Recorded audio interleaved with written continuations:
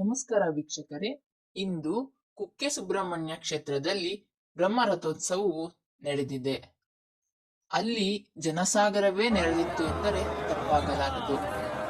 ಕುಕ್ಕೆ ಶ್ರೀ ಸುಬ್ರಹ್ಮಣ್ಯ ಕ್ಷೇತ್ರದಲ್ಲಿ ಇಂದು ಬ್ರಹ್ಮರಥೋತ್ಸವ ಎಳೆಯುವ ಮುನ್ನ ಗರುಡವು 3 ಸುತ್ತು ಪ್ರದಕ್ಷಿಣೆ ಹಾಕಿ ನಂತರ ಬ್ರಹ್ಮರಥೋತ್ಸವವನ್ನು ಎಳೆಯುತ್ತಾರೆ.